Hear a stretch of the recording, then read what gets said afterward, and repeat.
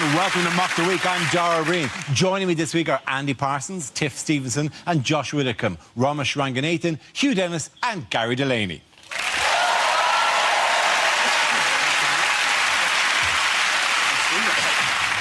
We start with a round call. If this is the answer, what is the question? On the board are 6 categories. Tiff, which category would you like? I'll go for home news. OK, your category is home news. The answer is 339 miles. What is the question? Is it how far the Proclaimers got before they went, nah, she's not worth it? If Scotland votes yes to independence, how high should they build the new Hadrian's Wall?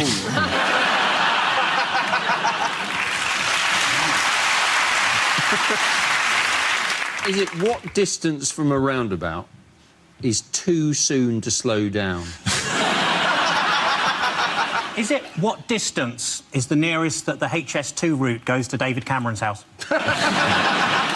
Is it if you turn on Grindr in Russia, where is your closest match? What's the distance between Bjork and reality? Is it how long can a lorry driver go without needing a shit? That's an average. That's an average. That's not just a Like, he's not like a microwave oven. It doesn't go ding. Is it how far you have to walk to complete a full circuit of IKEA? Is it if you travel 340 miles by megabus, for how long are you regretting that decision? Hey, I run a very good bus company. I won't hear a word about it. Is it how much closer has the Islamic Caliphate got in the last 5 minutes? That was satirical. It simply didn't work. Because the reason it didn't work is because you're sitting next to somebody who looks so much like he could be a Muslim. People are nervous. I'm not sure. I should have laughed, then you guys would have been all right.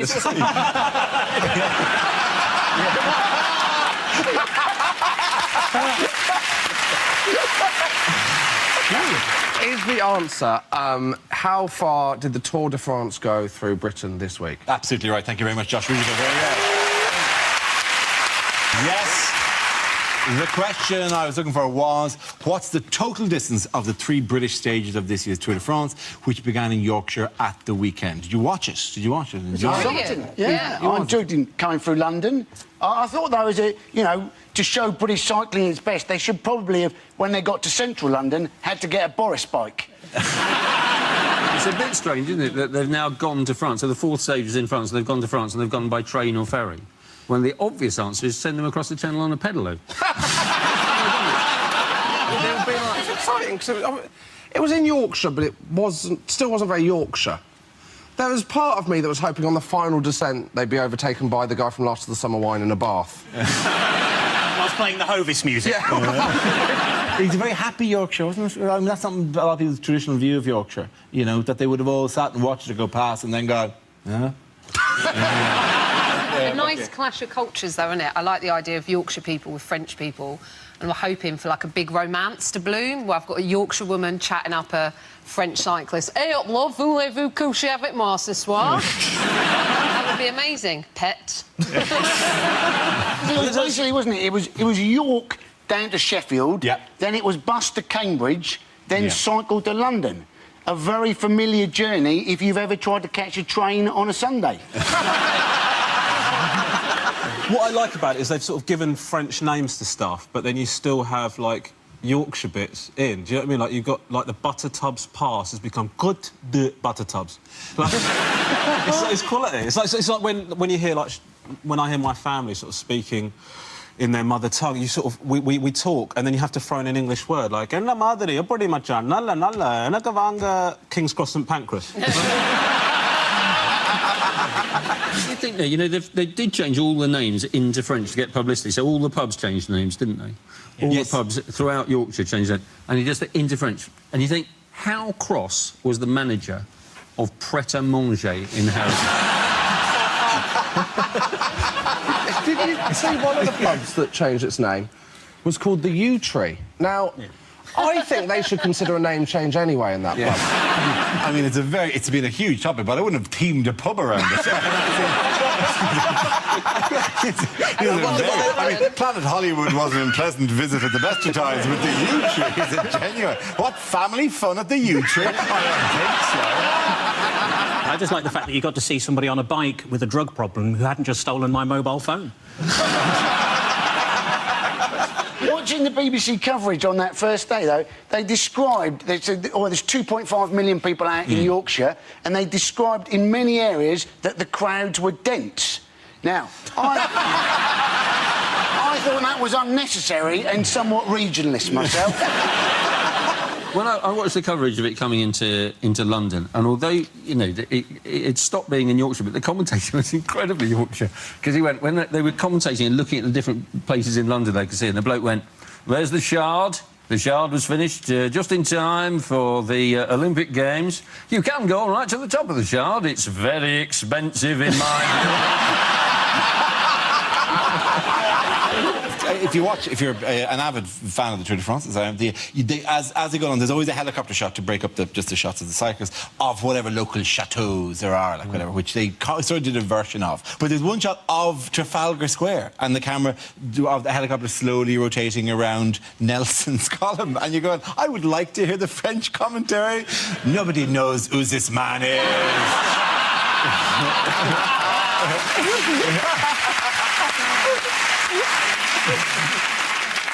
Yes, what, by the way, endangered the safety of riders during the stages? This was people taking selfies, and they basically, obviously, they sort of would have their back to the peloton, and so they couldn't actually see them coming. And you think it's just a new form of natural selection, basically, isn't it? Well, wasn't there a lad who got a selfie with the Queen? Yes, and the Queen visited Belfast a couple of weeks ago, and yeah, and it was relatively... He did it really smoothly. I mean, you'd hardly spot it happening. Here's a picture of it here. That's amazing. The picture you want is what that guy behind him is about to do now. Belfast isn't the place to suddenly jump out at a member of the Royals, though, is it? That's a very brave move. In other news... what medical problem has David Cameron warned the world about this week? Posh twat syndrome. This is superbugs that are resistant to the current crop of antibiotics, isn't it? Yes, yeah. Resistant in a proper medical sense, rather than resistant to kind of... Oh, I'm not fond of it. Apparently the reason bacteria have got so much worse is that all the good bacteria have been put into yoghurt.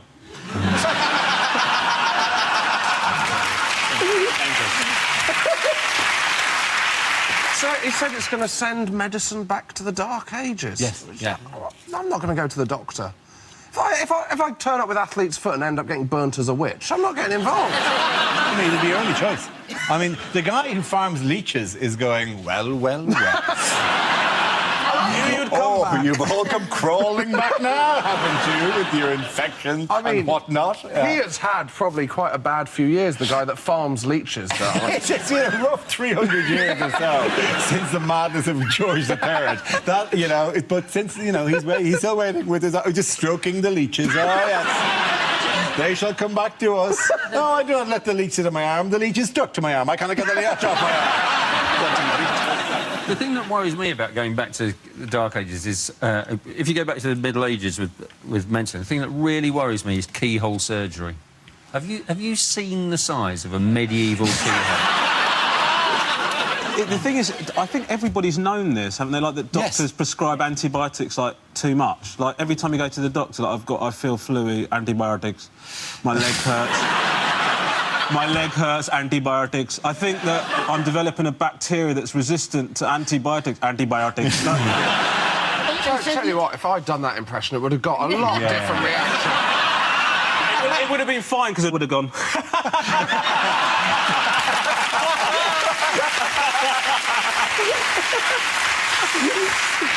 You have the power of life or death, whether you do that. And I can end any of you. There was. You're right, though, I'm not now sucking up to you. He's right, this is not a new thing. The timing of Cameron getting on board does feel a bit like he did I've got a press conference and all hands shoot up and goes, what about Coulson? What about Coulson? What about Coulson? And Cameron went, Coulson? People are dying, people. He brought it up, didn't he? He said he brought up antibiotic-resistant superbugs at the last G7 meeting, and apparently Vladimir Putin was very interested in buying some. How has the scientist in America been putting the world at risk? Oh, now, he's kind of mutated a strain of bird flu, hasn't he? Yes, he has, yes. To make it... it's transmissible now between bird and human. It's the thing we've tried to avoid. No, it's not. It's not transmissible between bird and human. It's transmissible between duck and ferret. That's a pub in Yorkshire. It is, yeah. I'm concerned this man has never seen a zombie film, because this is how they all start. They all begin with this. They all begin with this, yeah. Didn't they compare it to a film, though? There's Contagion. Actually, it was in one of the papers, and an example, they give two historical examples of a viral infection. There was Spanish flu, which killed 57 million, and the film Contagion, in which 26 million people died. And you're going, no, the film Contagion, nobody actually died. That didn't happen. That was all fictional. You might as well say it uses a laser similar to the one used in the Death Star, which blew up the planet all the way. If they wanted to compare it to a film that brought suffering to millions, they should have compared it to that one about Princess Monaco of Kent. No, is that her name? Princess Monaco. I don't know her fucking name. I just know it was a terrible film. Princess Grace of Monaco. Princess Monaco of Kent. Yes.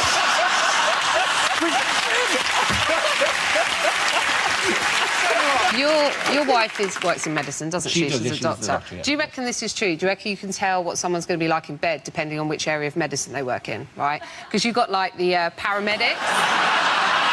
This could end badly. You've got the paramedics, they like a quick in and out, and then you've got the GPs, they cover a lot of the body, but they don't know what they're doing. And then you've got the surgeons who like to go and have a rummage around and then leave something behind that shouldn't be there. Often, if you sleep with a GP and you go, well, is there any chance we could do something special? And said, no, I will have to refer you to a consultant from that. At the end of that round, the points go to Romish, you and Gary. Now we play a round called Tour de France. This game involves Tiff and Gary, so if you could make your way to the performance area, please. This round is a stand-up challenge. I launch the wheel of news, and whoever it chooses to stop, one of our performers must step forward and talk about that subject. OK, here we go. Let's spin the wheel. The first subject is dating. OK, I'll take that. OK, Tiff. I'm pretty glad I'm not single anymore, because I'm 36, so I'm at that age where I've had to start saying to guys, seriously, do you mind not talking to my face? They're right here. Actually, more like here now. I'm not saying guys don't approach me anymore in bars, they do, but it is to get around me. I had a guy come up to me recently in a nightclub and he went, excuse me, and I went, yes. And he went, no, just excuse me. So I don't really understand, though, the whole objectification of women, like, until I missed it, right? But I don't think I've missed sexism, but that's what getting older does. Because I was always confused by hearing guys talk about women in bars, you know, and objectifying them, going, are you a boobs guy or are you a bum guy? Are you a boobs guy or are you a bum guy? And as a woman, that's really offensive, right? Because women, we don't sit around going, are you a balls girl? Are you a penis girl? Are you a balls girl or are you a penis girl? And I'll tell you why that is. That is because no woman in the history of the world has ever said, do you know what? I'm just a balls girl, me.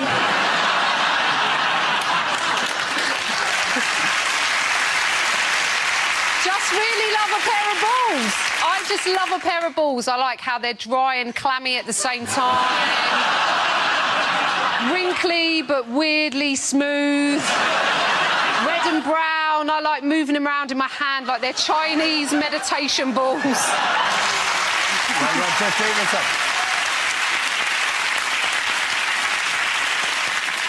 OK, that leaves us with Gary. Let's see what you've been left with. Let's spin the wheel. And the topic is health. The doctor told me to lose some weight. I said, how? He said, don't eat anything fatty. I said, what, pies, chips, that kind of thing? He said, no, just don't eat anything fatty.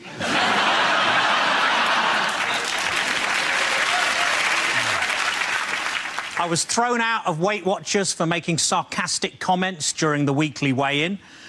As you can imagine, I accepted the decision with huge grace, because they threw her out as well.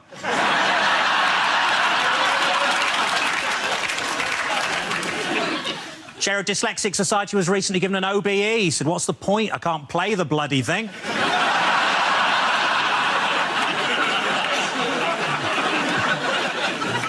I live next door to a family of anorexic agoraphobics. Yeah, but they've got a few skeletons in the closet. A friend of mine's been suffering from paranoid delusions and now he thinks he's a chocolate orange. I worry he's going to be sectioned. Poor Terry. I thought PPI was just something you could get if you didn't wear goggles at the swimming baths.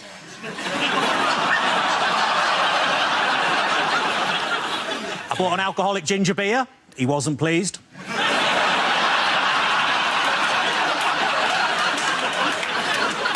I once met a girl who confused a tube of KY jelly with super glue. I asked how it happened, but sadly her lips were sealed. Thank you. Very good. Well done to both of you. Points there for Tiffany Stapleton. Come back to Dan.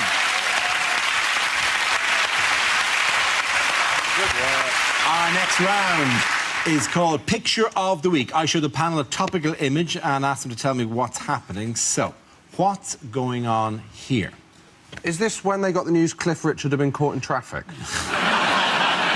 Are they, in fact, watching Prince Philip trying to talk to the Williams sisters? Is it news in from the palace, the Queen is dead? What, to get their news from... Oh, God, I hadn't heard that story appear during the week. You think it would have got more coverage than a passing reference on Mock the Week. Have they just seen themselves on the giant screen?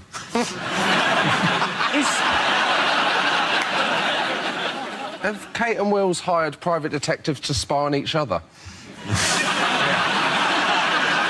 Have they just found out that the royal premiere of Mrs Brown's Boys has been cancelled? I think I know what it is.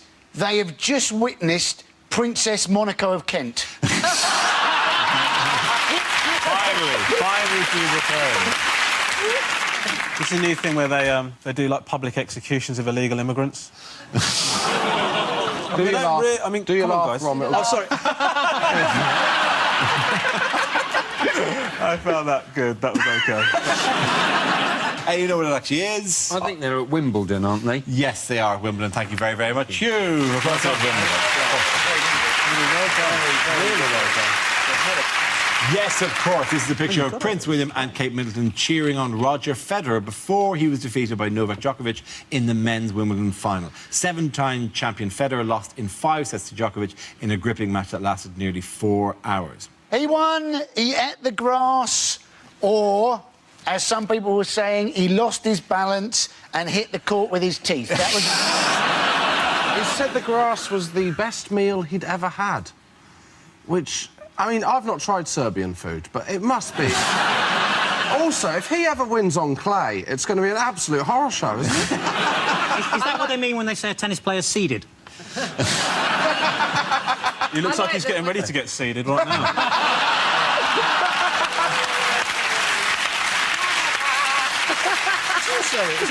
It's pretty dangerous. With Boris Becker there and the crowd shouting, Roger, Roger, it's kind of dangerous. He's going to take that as an instruction and start looking for a waitress, isn't it? He's scary looking now, isn't he, Becker? He looks like he's having a permanent allergic reaction to a bee sting. He's sort of like a boiled ham in a wig. He's... It was lucky they finished when they did, because, I mean, the smell of burning in the players' box. People going, we've got to get Boris out of the sunshine. Either that or brush him with a bit of egg. We've got to do something. I like how after he won, he dedicated the prize to his future wife and future baby, and all the audience went, "Oh, that's so sweet," apart from his current wife and current baby. It was obviously sad that Murray got knocked out in the quarter-final. He was effing and blinded, wasn't he? You know, 5 minutes before the bloody game, and people were saying they were shocked by him. But let's face it, a Scotsman walking around talking to themselves, shouting expletives to nobody in particular, it's not really that much of a shock, is it?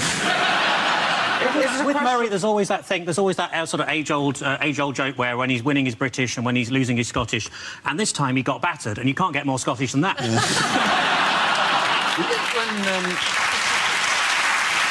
be. Sorry if you're watching. That'll be. Andy Murray, big fan of the show. Okay. What was special with the women's final this year? It was short. It was quite Weird, brief. isn't it? Because it's normally the men that are quicker. Hello! Hello! That just happened. There was Eugenie Bouchard. Eugenie Bouchard. Yeah, she made it into the final, and she's named after the royal family, her and her twin sister Beatrice, which is why now she spends her entire life flying around the world earning large amounts of money for just doing a few hours' work each week. It has to be actual members of the royal family, though, which is why she doesn't have a brother called Harry. Yeah. Or an auntie called Monaco of Kent. Is this episode going to end up with all of us hung for treason? Or me carried through the streets of Dublin.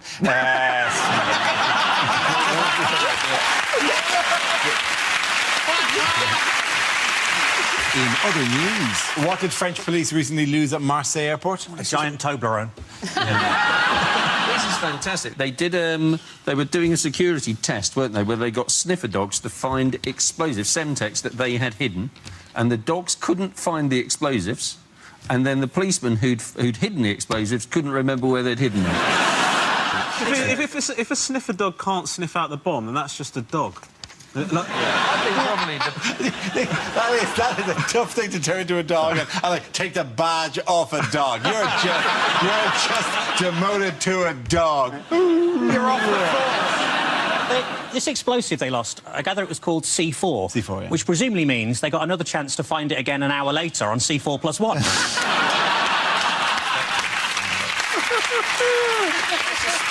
I suspect the problem, honestly, with the sniffer dog was that it had been sniffing drugs all afternoon, couldn't remember what explosives smelt like. Yeah. I'm supposed to be looking for some C4, man, but I am off my tits, bruv, I tell ya. This has been the best day ever. Do you want a screenplay? Yeah, it's about a dog. It's about a dog who's a sniffer dog and has lots of adventures. Oh, it's really good. I mean, I've worked on it for a long time, actually. It's like amazing. We should do this more. We should do this more. This is great. Apparently, that's what it's like. OK, at the end of that round, the points go to Josh, Tiff and Andy.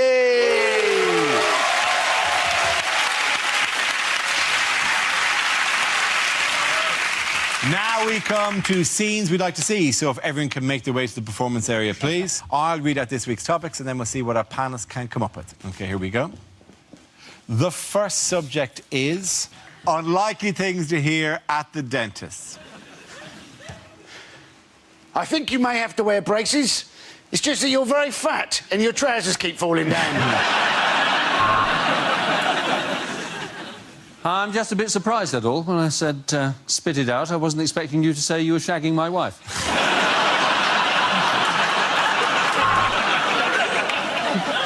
Hello, is that Mr. Chang? We need to change your appointment. No, we can do 2:15 or 2:45.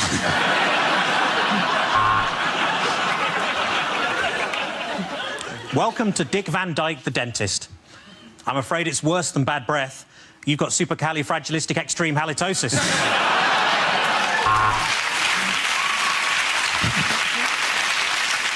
I wouldn't say that your root canal is in a bad way, but I've just found a shopping trolley in it.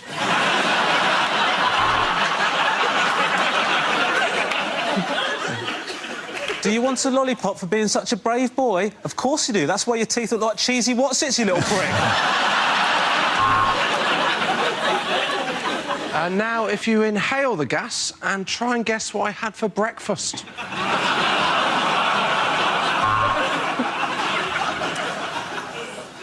Yep, you're right. They are false. Had a good feel while she was unconscious.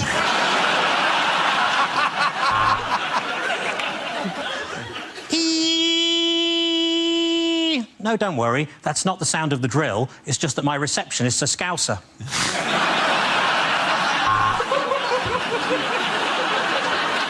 Your dental hygienist will see you soon. She's just going for a shit.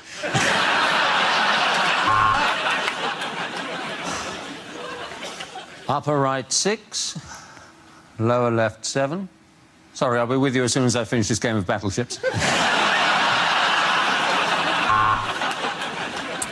Can I think of a celebrity whose veneers I'd like to copy? Probably Princess Monaco of Kent.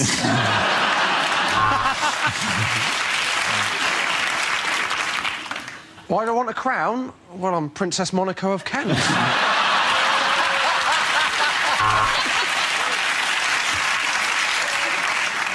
This is most unusual, madam. You don't seem to have any teeth at all. What's that? You here for a smear test? That's next door. OK, the next topic is...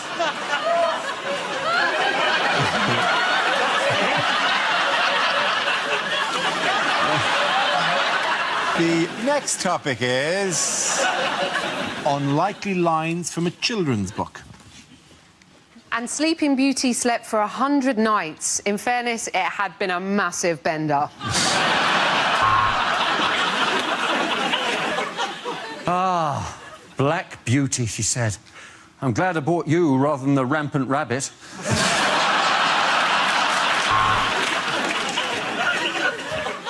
The dragon looked at him scarily. Little Hobbit stepped up to him and said, "Hello, I'm Josh Widdicombe."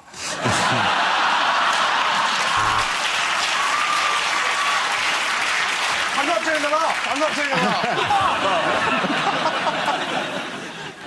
What big eyes you have, Grandma, said Little Red Riding Hood. Yes, said Grandma. I'm off my tits on methamphetamine.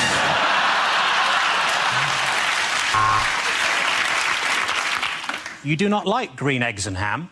Well, tough. This is a Weatherspoons. Mr. Toad, Ratty and Badger all went on an adventure in the motor car. Then Mr. Toad accidentally said something racist on camera and was on his final warning from the BBC. I bet you wish you were like me. I fall over all the time and I never hurt myself, said Mr. Bounce. Oh, fuck off, said Mark Cavendish.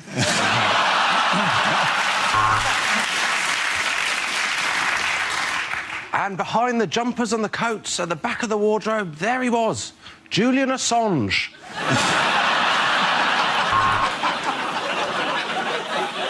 I'll huff and I'll puff and I'll blow you for £5.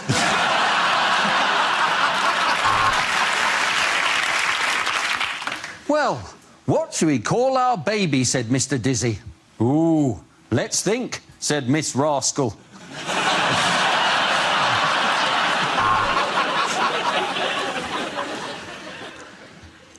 Spot wondered why he'd been placed into the sack with the brick. But either way, this was going to be the best trip to the canal ever. The Fat Controller went on a business strategy course. And from then on, he wanted to be known as the horizontally gifted Chief Operations Manager.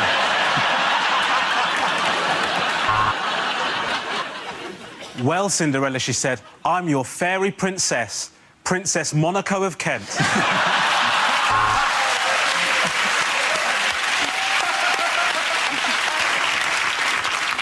Charlie couldn't believe he was being allowed into the chocolate factory. His girlfriend had been dead against it for years.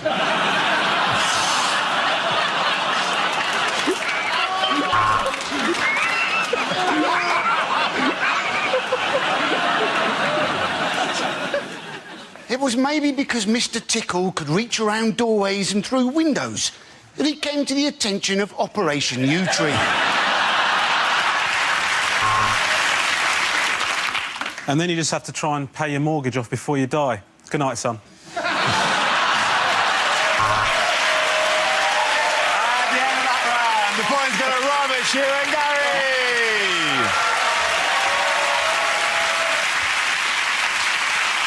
And that's the end of the show. This week's winners are Andy Parsons, Tiff Stevenson and Josh Whittaker. Commiserations to Ramesh Ranganathan, Hugh Dennis and Gary Delaney. Thank you for watching. I'm Dara Breen. Good night.